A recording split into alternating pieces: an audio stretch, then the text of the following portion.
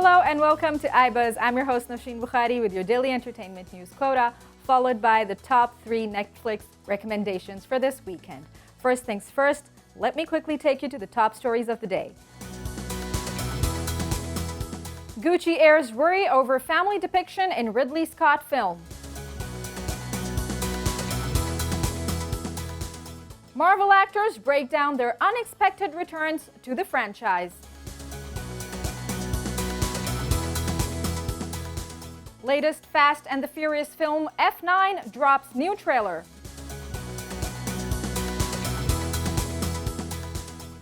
Oscar nominees for international feature say their films create a better global community.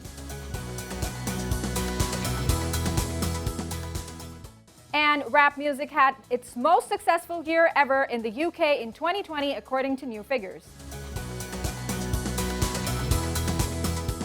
Coming to our top story of the day, the Oscar nominees for international features say their films create a better global community. In a panel discussion on Wednesday with the directors of all 5 Oscar-nominated films in the international feature race, the directors took turn sharing how moved they were by these stories that felt both universal and deeply personal and specific to their region. To discuss this further, we have Sam Cook from UK with us, who happens to be an entertainment presenter and a journalist in Cardiff local TV. Sam, welcome to the show. Hello, good morning. Hello, how are you doing? We're fine. So we're talking about the international films, documentary films nominees for Oscars here. The directors talked about their challenges that they faced. Most of the times what happens is that a documentary which is nominated, it's a winning documentary, it becomes a controversy in its own town and in its own region while it's highlighting the issues. Do you think this is an avoidable issue or something has to be done to tackle this? I think I think that something does have to be done to tackle this particular problem. I mean, the documentary feature film category in itself is always one that gets people talking. I think that basically it always kind of speculates news afterwards. There's always kind of an element of discussion afterwards. So it's always a particular category that is under scrutiny. In terms of the nominees this year, I know we've got the film Collective. Have you seen the film? Yes, I have. It's a tremendous documentary movie. Yeah. Mm-hmm. And I think that, in particular, that one, because you know, it's all about journalists and do we trust the media and things like that, and it does raise those particular questions. I think that are prominent. Right, and then also the specifications that they're given, the limitations that these documentary filmmakers are given, provided the fact that most of them are indie filmmakers and you know, they go from place to place, town to town, filming these documentaries. Do you think that these specifications given to them by the Academy mostly is going to help the filmmakers you know, better their work? Yes, I know. This is the thing for independent filmmakers. You know, whenever they are starting to create a film, they are always under a lot of pressure, simply because if they've been given all these specifications from the Academy, it limits them to what they can actually do and showcase what is actually their work or what is the Academy's work. Yes, to answer your question, I think it has been quite difficult for independent filmmakers. Plus, you know, you've got to take into account all the other things, like you mentioned, their travel and things like that. You know, these aren't big budget production companies. They're quite small budget, small independent filmmakers, and therefore there's going to be a lot of strain in where you go and travel and things like that. You know, we've got short British films here in the UK, and they're naturally going to have a lot lower budget than the likes of Marvel or Harry Potter or James Bond or anything like that. So yes, to answer your question. Yeah, and besides the statement coming from these directors were that they are giving the industry more than the entertainment film industry itself. So how Oscar nominees for best documentaries have earned the trust of activists and journalists so far? Yeah. I mean, I certainly think they have kind of in the respective from journalists. You need look no further than the categories kind of in the best documentary category, the best international documentary category, and you can see all the articles that are being written about these films, and there's been a lot of positive reviews. People speculate as to who's going to win. So yeah, I think it's a double-edged sword really in that respect, because naturally these documentaries are going to come under scrutiny because they're like I said before, they're always up for debate in terms of what is discussed, the themes in the film. However, they're naturally going to earn the respect of journalists because they're promoting the Oscars, they're promoting the films that have come out. It's a massive event in the year. This year, the Oscars, the Academy Awards, April 25th. All eyes are on how they're going to do it, because it's going to be the first Academy Awards under COVID, and it will also be it's the sixth Academy. It's the first time since the sixth Academy Awards that films have been up 2 years in a row. So naturally, all eyes are going to be on the Academy Awards this year because of the circumstances. Right. And Sam, tell us that how an entertainment aspect plays its role in a documentary. A documentary is normally about, causing awareness. It is about educating people. So how important is the entertainment element to keep the documentary in the limelight and in the eyes of jury especially? Do you think that the nominations also regard the entertainment element in a documentary? Every film out there has to have an element, a hook, that gets people on board. These documentary filmmakers, these independent documentary filmmakers, they're going to have to consider what makes a good film, and they're going to have to get some element that hooks people on board. So yes, entertainment is very, very important when producing these documentaries. We need look no further than the film that you mentioned earlier, Collective. Yes, Collective. It's a political thriller. And the way these documentaries are edited, the particular music choice that they have, the shot choice, all these different things are, like I said, the hook to get people on board to the cinema to watch not to the cinema this year, to streaming platforms, but yeah, I think entertainment is very important.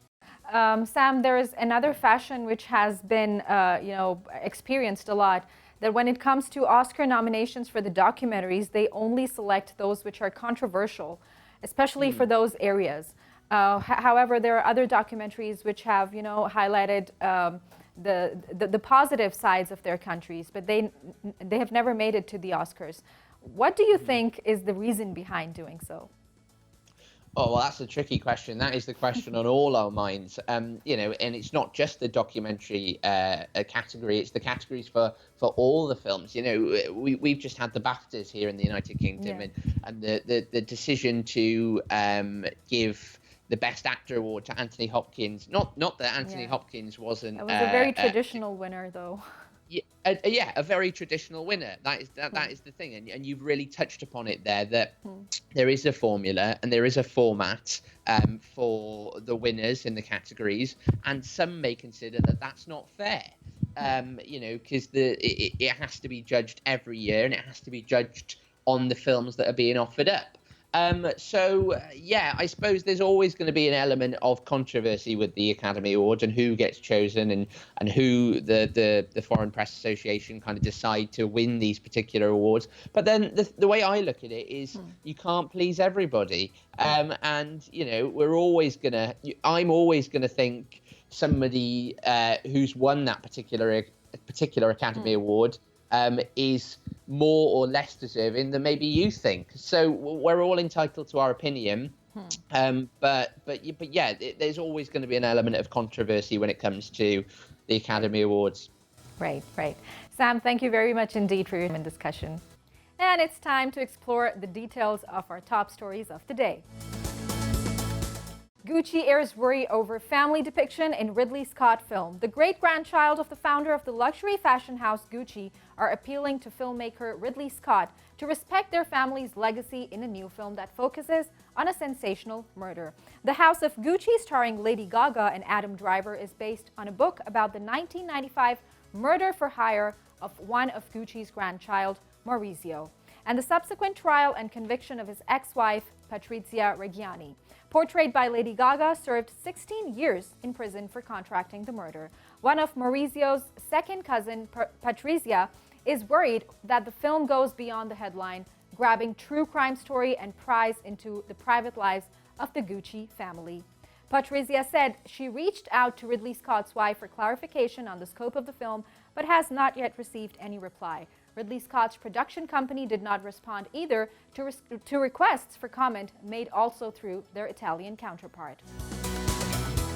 Marvel actors break down their unexpected returns to the franchise. With more real estate than ever, anybody who has ever appeared in a Marvel studio film is finding out they should keep that phone nearby.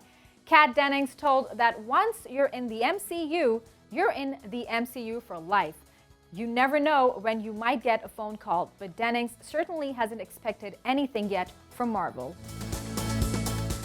The latest Fast and the Furious film, F9, drops a new trailer for the upcoming film titled F9, released on Wednesday. The movie comes almost a full year after its original May 2020 release date.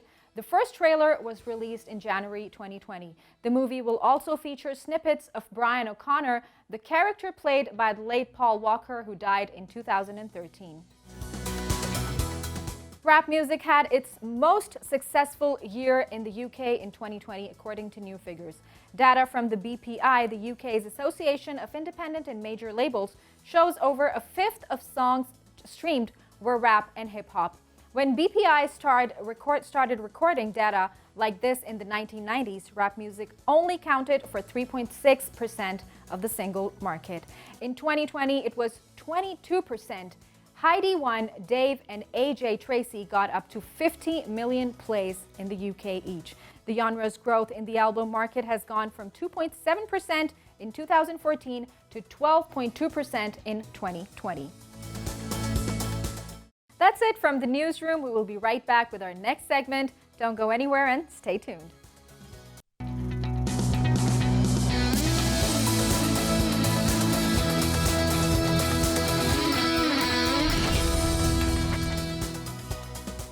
Welcome back.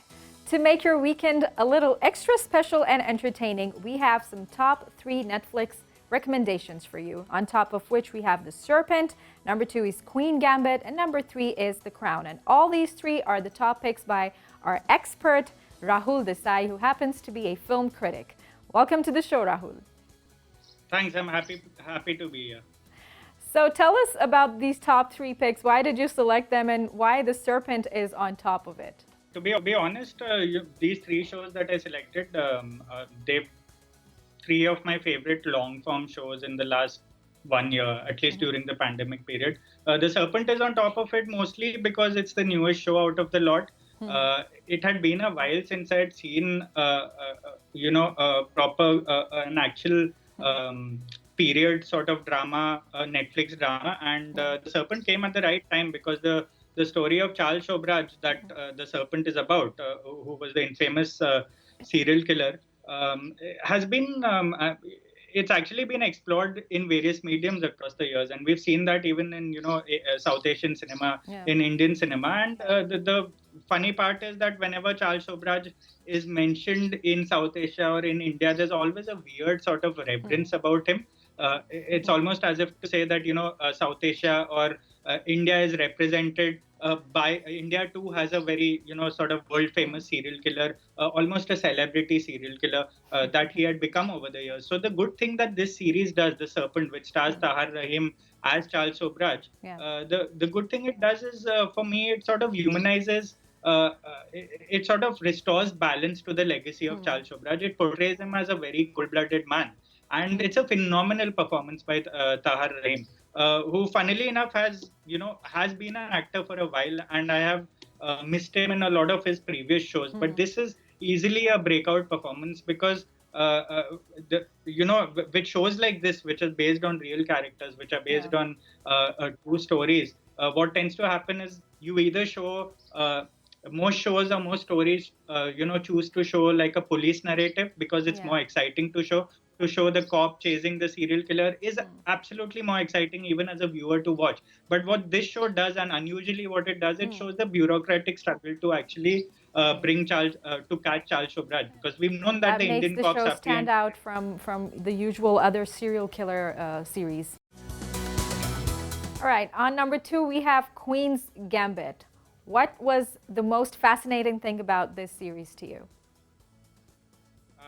The funny part is the Queen's Gambit. A lot of us, at least a lot of us film critics who had to actually watch it the day it released and review it, within the weekend, we actually had no idea that it would actually become such a big deal, because of course it became Netflix's most watched miniseries of all time, which is no small thing. And I feel like largely that is due to Anya Taylor-Joy's sort of lead performance as a fictional character based on a novel.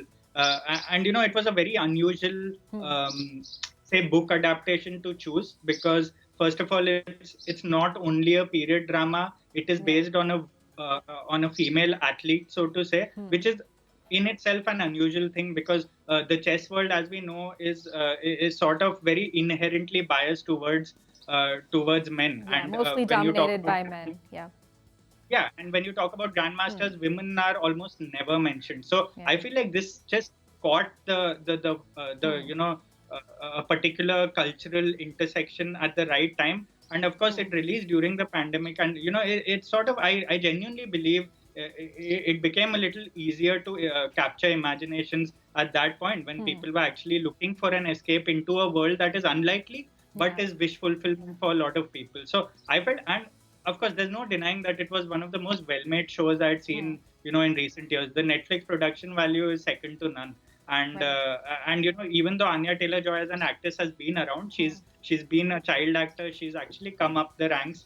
I was very happy to see that this was a breakout performance, because she's actually playing a very emotionally inert character, not your usual dramatic biopic character that we get used to. Not a lot of theatricality and melodrama, but I thought it was a fairly measured performance, and it was just very well structured. I don't think the creators themselves expected it to be such a big deal. Right. And how do you see Beth's character, her being a very composed athlete?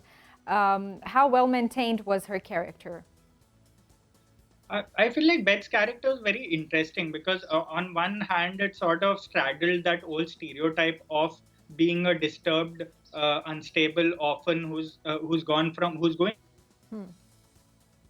At the other time, it's also a sports coming of age story of an athlete coming through the male ranks, coming through a male-dominated field, so to say, and coming up to. And so I love the fact that the filmmakers, the writers, intersected both these paths, both these journeys, and made Beth a actual flesh and blood character, because the scenes of her actually imagining the chess moves, having that power to imagine the chess moves on the ceiling of her orphanage or wherever she had, could have become very corny if it wasn't done well, if it was done in a feature film. But the fact that this was a full-length series, we had time to explore her character. We had time to explore how dark she really was, what she had to transcend to become a champion. I feel like that bandwidth only a series can offer. And I'm very glad that this was made into like a proper 6 to 7 hour series, because otherwise it would have been very difficult to contain that entire narrative within, say, 2 hours or so. Last but not the least, on number 3, we have The Crown. It is such an elongated series. Rahul, what is the element of interest for you in it to recommend this to our viewers? The interest is precisely what you mentioned, because it is an elongated series, and it is one of the few shows that Netflix has turned into a very profitable franchise, and for good reason, because it's based on the British royal family, and for me that's a never-ending story. For a lot of us, they are a culture, like they are very fascinating culture. It's a very old school sort of family stuck in a modern age. So I think the fact that it's season 4 is arguably the most successful of the 4 seasons so far despite the fact that it's been running for 5 or 6 years. I feel that that says a lot about the longevity of the show and the fact that they've been able to be very loyal to the journey they had begun with the Queen herself. And now and it's funny because every time something happens, every time the royal family actually makes headlines in real life, now everyone jokes about the Crown having enough material for season 7 or season 8.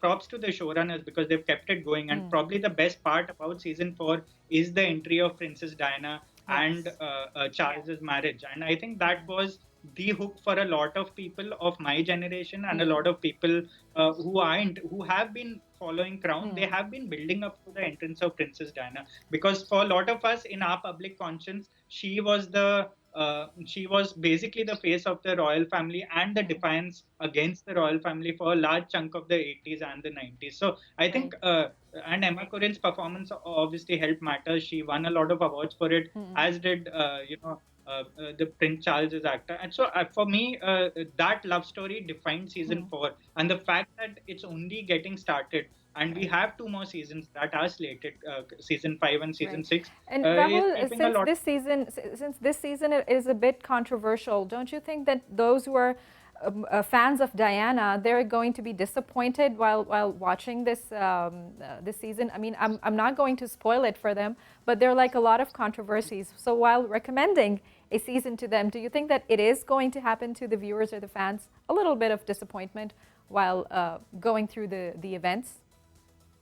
Yeah, there was a fair bit of criticism, especially by the loyal followers and fans of Princess Diana and the royal family in general. I don't think a lot of people were very happy with the portrayal of Princess Diana as a young wife, as a young teenager. We have been watching a lot of characters, a lot of amazing actors, giving their best performances in this series. Which one of the characters do you like the most? And what is the reason behind that? In The Crown, I'd say, I'm a big fan of Olivia Colman as an actress herself. So I was very happy to see her play the titular role of the Queen herself, of Queen Elizabeth. I think she's done a fantastic job over the last 2 seasons, and I'm kind of sad to see her go because obviously the Crown does replace actors according to the sort of face they're showing in the royal family. So for me, the Queen herself is, my favorite character because she's always in the background of every season that happens. The show actually revolves around a lot of characters around her, be it Princess Diana or Princess Margaret, who is a sister, or a husband. And I feel like Olivia Colman herself has done, a fantastic job. And this is one of her rare forays into long-form storytelling after Broadchurch, which was like quite a few years ago. So, yeah. Do you think that after the death of Duke of Edinburgh, Prince Philip, this series is going to, make its way to the top? Because there was a little bit of, drag in the middle. It was really, getting boring for the viewers. But now, since a very important event has happened into the life of the royals, do you think that all eyes are going to be on the Crown and the team is going to come up with some improved content?